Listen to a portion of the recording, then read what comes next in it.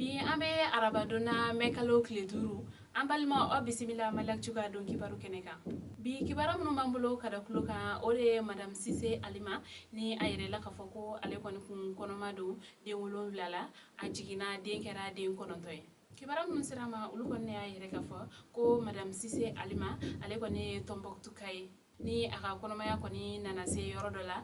kɛnɛya tigilamɔgɔ olu kɔni y'a jateminɛ k'a fɔ ko den 7 kɔni don u ka sɛgɛsɛgɛliw la. Tombouctou kɛnɛya tigilamɔgɔ olu y'a yɛrɛ k'a fɔ ko olu kɔni fanga tɛ s'a la olu ye a bila ka na Bamakɔ ka taga Point G kɛnɛyaso la. O kɔni fɛnɛ kɛlen yen kɛnɛya tigilamɔgɔ olu yɛrɛ kɔni fɛnɛ y'a jateminɛ k'a fɔ ko a kɔni kan ka bɔ Mali kɔnɔ ni k'a bila ka taa Mali lamini jamana dɔ la walasa cogoya min na olu kɔni bɛ se ka u mago don a la ka ɲɛ. O kɔni kɛlen Mali jamana ɲɛmɔgɔ olu ye labɛnw kɔni sabati ni ka Madame Sise Alima ka a bila ka taa Maroc. A bɛ wagati damadɔ bɔ a bɛ yen nɔ kunu arabado mɛkalo tile 4 kibaraw kɔni sera ma k'a fɔ kibaraw kɔni bɔra an ka kɛnɛya minisiriso la ka yɛrɛ k'a fɔ ko Madame Sise Alima ko a jiginna ko den kɔni kɛra 9 ye ko ba ale ni denw ko baasi tɛ u si la k'aw ladɔnya k'a fɔ ko Madame Sise Alima ale kɔni ni denw kɔni bɛna to Maroc kɛnɛyaso la yen nɔ ka kunɲɔgɔn damadɔni kɛ sɔnni u kana Mali kɔnɔ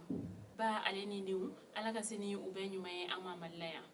Kibara wɛrɛ m'an bolo ka da kulo kan o de ye Mali kɔnɔ découpage administratif o kɔni kɛlen bɛ ka mankan kɔni wuli Mali fan caman kɛrɛnkɛrɛnnenya la Gourma Ararous Marakala ale ni Welesebugu k'aw ladɔnya k'a fɔ kabi ka découpage administratif ko kɔni bila sen kan o kɔni kɛla mankan caman kɔni sababu ye Mali kɔnɔ kɛrɛnkɛrɛnnenya la Welesebugu yenkaw kɔni y'a yɛrɛ k'a fɔ ko olu kɔni bilala Selenge ka marabolo kɔnɔ ko o kɔni ma bɛn olu ma ko sabula ko Welesebugu ko kɔni kɛla arrondissement ye san 17 ka kɔn Selenge ɲɛ ko n'a fɔra sisan nɔ ko olu kana bila Selenge kɔni ka marabolo kɔnɔ ko o kɔni man kan mun kɔni ye Gourma Ararous kaw fɛnɛ ta ye olu kɔni y'a yɛrɛ k'a fɔ ko kabini san 2018 ko découpage territorial ko o sɛbɛn fɔlɔ min bɔra ko a kɔni kun yiralen don o kɔnɔ k'a fɔ ko Gourma Ararous ko o bɛna kɛ région ye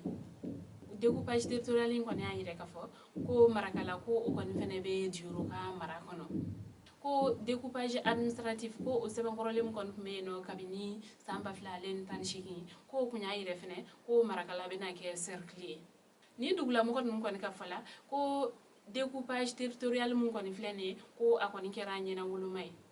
ko o sababuya la ko olu kɔni tɛna u ba kɛlɛw kɔni dabila fo olu kɔni ka laɲiniw ka sabati k'aw ladɔnya k'a fɔ découpage territorial min kɔni bilalen filɛ nin ye sen kan ko o kɔni ye Mali marabolo kɔni dafa 20 na mun kɔni fɛnɛ ye Bamako ye o sigidaw yɛrɛ kɔni fɛnɛ dafala 10 na. Kibara wɛrɛ m'an bolo ka da kulo kan Mali finitigiw kɛrɛnkɛrɛnnenya la polisiw olu kɔni ye barabila dɔ kɔni boloda ni o bɛna daminɛ mɛkalo tile 24 ka taa bila a tile 26 la kabini avril kalo tile 26 Mali polisiw olu ka hakɛ ɲini jɛkulu bɛɛ lajɛlen faralen ɲɔgɔn kan olu kɔni y'a laɲini Mali jamana ɲɛmɔgɔw fɛ ko u ka laɲiniw kɔni sabati sɔnni tile 2 cɛ o tile 2 in kɔni tɛmɛlen kɔfɛ ka sɔrɔ Mali polisiw olu kɔni ka laɲini ma sabati olu kɔni ye barabila sɛbɛn dɔ kɔni kɛ avril kalo tile 29 k'a yɛrɛ k'a fɔ ko u kɔni bɛna tile 3 barabila dɔ kɛ ni o bɛ daminɛ tɛnɛndon mɛkalo tile 24 ni ka ban arabadon mɛkalo tile 26 Mali finitigi ninnu kɔni ka barabila kun ye mun ye ko olu kɔni ka laɲini dɔw kɔni de bɛ yen nɔ ko jamana ɲɛmɔgɔ olu kɔni dɛsɛlen don ka olu la sabati o y'a yɛrɛ k'a fɔ ko ni Mali jamana ɲɛmɔgɔ olu kɔni ma kan jɔlen fu ɲɛna sɔnni nin don kɔfɛlen in kɔni cɛ ko olu kɔni bɛ taa nin tile 3 barabila in na kunnafoni kuncɛla kibara wɛrɛ m'an bolo ka da kulo kan o de ye ka kɛɲɛ ni mɛkalo tile 4 ye a yɛrɛ la k'a fɔ ko coronavirus yera mɔgɔ 32 de la Mali jamana kɔnɔ mɔgɔ 49 olu kɛnɛyala ka bɔ coronavirus bana la maa kelen o yɛrɛ kɔni fɛnɛ tanyala ka sababu kɛ coronavirus bana ye coronavirus kɔni yelen filɛ nin ye mɔgɔ minnu na nin a yɛrɛ la k'a fɔ ko olu kɔni kun sigiyɔrɔ bɛnnen don Kaye marabolo Kulikoro marabolo Sikaso marabolo Segu marabolo Mopti marabolo ale ni Bamakɔ sigidaw yɛrɛ kɔnɔna la o sababuya la coronavirus ye mɔgɔ minnu minɛ Mali kɔnɔ olu kɔni jate bɛ mɔgɔ 13 ale ni mɔgɔ 900 ni mɔgɔ 69 mɔgɔ minnu fɛnɛ tanyala ka sababu kɛ coronavirus bana ye olu kɔni bɛ mɔgɔ 400 ale ni 92 la